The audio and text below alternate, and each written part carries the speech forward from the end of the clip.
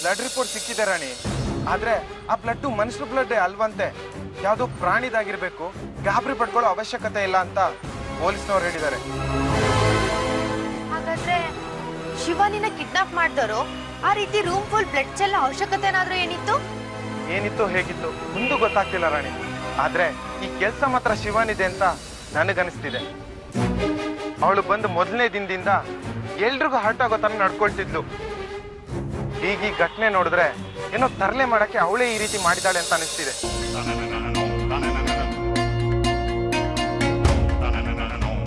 ಇಲ್ಲ ರಾಜ, ನನ್ಗೇನೋ ಹಾಗ ಅನಿಸ್ತಿಲ್ಲ.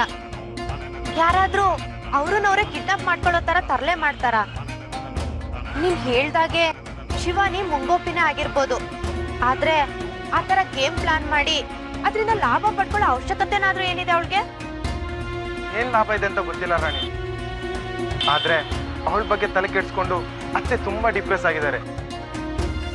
ಅವ್ರು ಆ ರೀತಿ ಇರೋದನ್ನ ನನ್ ಕೈಯಲ್ಲಿ ನೋಡಕ್ ಆಗ್ತಿಲ್ಲ. ಯೋಚನೆ ಮಾಡ್ಬೇಡ ರಾಜ, ಎಲ್ಲ ಸಮಸ್ಯೆಗಳಿಗೂ ಒಂದ್ ಪರಿಹಾರ ಅನ್ನೋದು ಇದ್ದೇ ಇರತ್ತೆ. ಈ ಸಮಸ್ಯೆಗೂ ಒಂದ್ ಪರಿಹಾರ ಸಿಕ್ಕೇ ಸಿಗತ್ತೆ.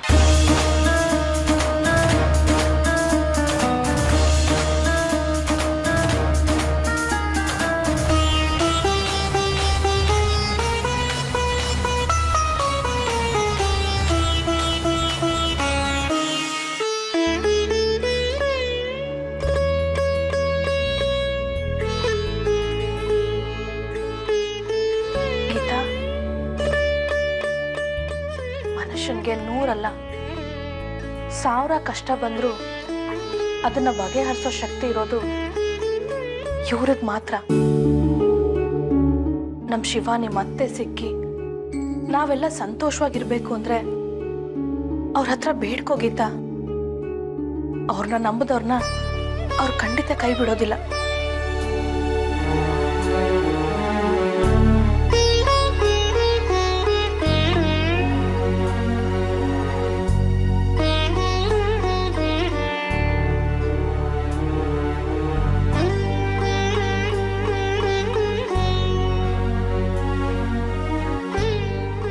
ದೇವ್ರೆ,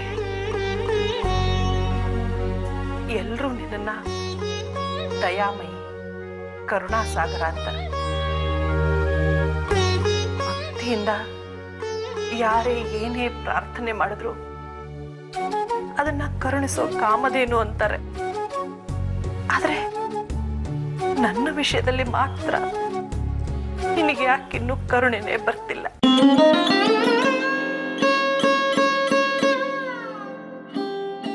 ಪ್ರತಿ ಸಲ ನನಗೆ ಮಗಳನ್ನ ಕೊಡ್ತೀಯ,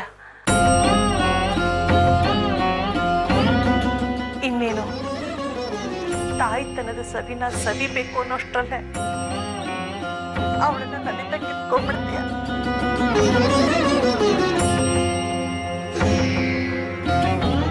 ಯಾಕೆ ಹೀಗೆ ಮಾಡ್ತಿದ್ದೀಯ?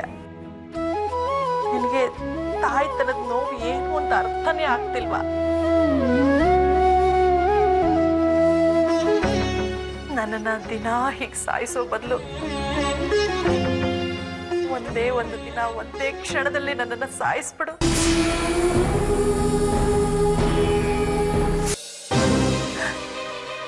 ನನ್ನ ಆಯುಷ್ಯನೆಲ್ಲ ನನ್ನ ಮಗಳಿಗೆ ಧಾರೆ ಎರೆದು ಬಿಡು. ಗೀತಾ, ಹಾಗೆಲ್ಲ ಮಾತಾಡ್ಬೇಡಿ.